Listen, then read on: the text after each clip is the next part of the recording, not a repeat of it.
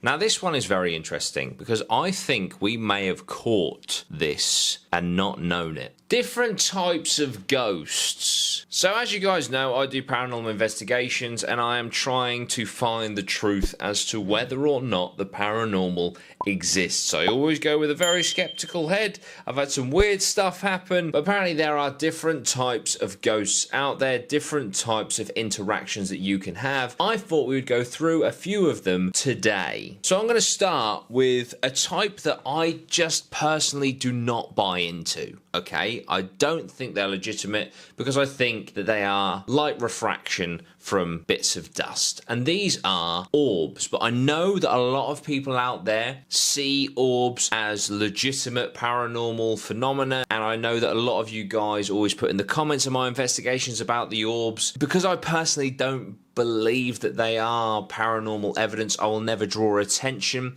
to orbs in my videos. However, I'm not saying that I'm right. Okay, I'm not saying that I know everything because I don't, so perhaps they are, and if they are, then more fool me, but I have to say I have caught a substantial amount of orbs in my time on my videos, and so if they are whatever they're supposed to be in the paranormal world, then oh my goodness, there are many. You'll probably even catch some in this video today. Maybe I'm just surrounded by ghosts, who knows. But apparently orbs are the most photographed type of anomaly in the paranormal world. Totally get that. And again, I think it's because it's dust particles. They appear as transparent or translucent balls of light that seem to hover in the air. Some people believe that orbs are the soul of a human being. Apparently they're in a circular shape because it's easier for transportation in the ethereal world, and sometimes they appear as orbs before turning into a full-blown apparition, something that I cannot say I've ever seen myself. In photographs, they are usually white but can also appear as blue. Again, for me personally, but I would love to know your thoughts down below on orbs, I think it's light refraction on little dust particles. I mean, for example, we got a lot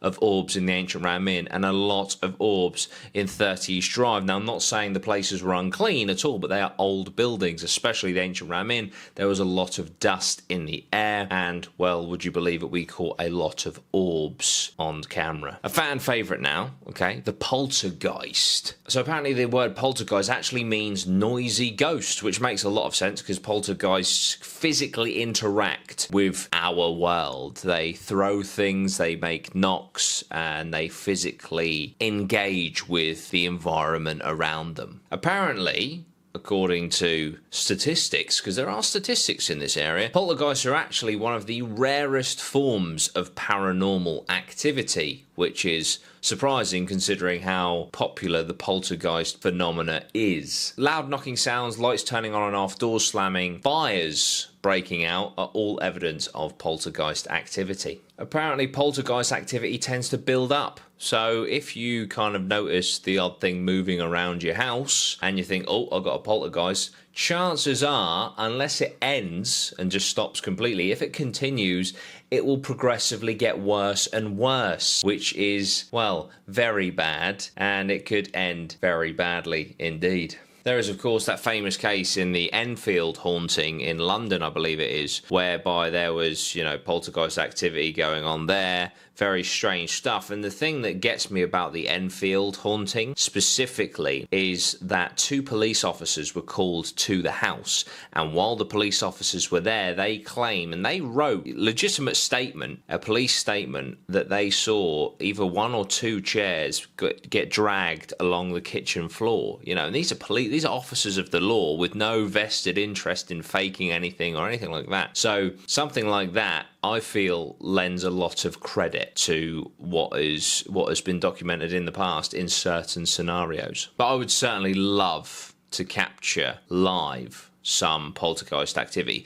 I could argue that I already have in the way of the mirror incident, that it was physically wiped off. That is a physical interaction, which you could say is poltergeist, but I didn't physically see that happen. I saw the before and I saw the after. So this one is crazy, okay? It's the interactive personality, and this is basically full-blown apparition person in front of you. Apparently it's the most common of all ghost sightings. which I'm yet to see one, and it is of a deceased person. Now, these can sometimes be friendly, they can sometimes be evil, they can become fully visible and even interact and talk with you, apparently, or they can be the form of like a scent. So say if, I don't know, your granddad used to smoke cigars and you're in a room where there's been no cigar smoke, and then all of a sudden you smell cigar smoke, then apparently that is what is classed as an interactive personality ghost encounter. Apparently, an interactive personality ghost encounter, that's a mouthful, but apparently these are forms of ghosts that still maintain their emotions and memories from when they were alive, even though they are either in purgatory or passing over or whatever the fuck is going on with them kind of still being here.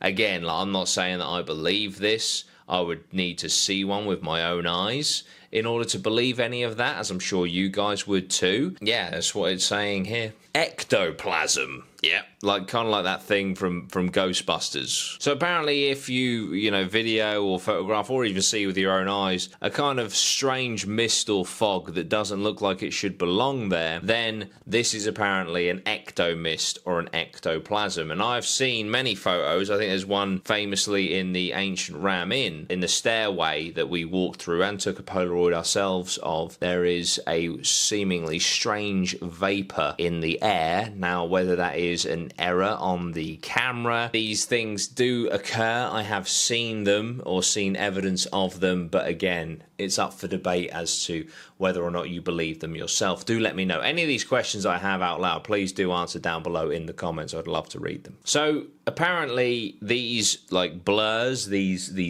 vapors, these mists, either white, grey or black, they can seemingly like linger over people if they have attachments to them, or just be in places where, like I say, like they shouldn't exist. And they're often very popular in places like, you know, graveyards, historical sites, battlefields, places like that, or even haunted buildings. It's basically anywhere where ghosts can be, really. Now, this one is very interesting because I think we may have caught this and not known it. And I'm very frustrated when I tell you what it is, because I literally had a thermal camera in my bag and I should have gone and got it, but I didn't think about it at that moment in time, and it's very frustrating. But anyway, a funnel ghost. Right? So apparently a funnel ghost is frequently associated with a cold spot. Now, if you have seen my 30 East Drive video, which I'm going to show you in just a second anyway, a clip from, Bailey was doing an Estes method in the coal shed with me, and he claimed that there was a cold spot just above his face. And I reached out and I touched it, and I agreed. It was weirdly cold in that specific spot.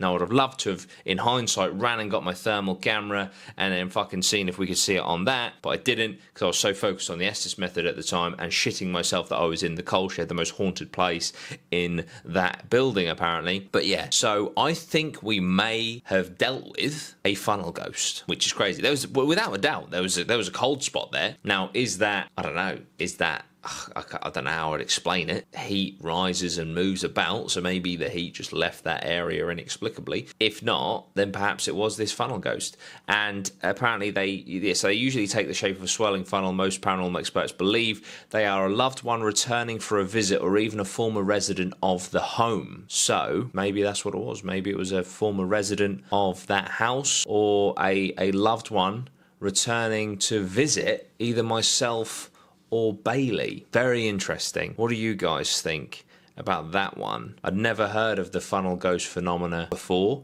researching for this video, so it's yeah, intriguing. There was definitely a cold spot there. Was it a naturally forming cold spot, or was it a funnel ghost? I don't know. There is something breathing down my neck.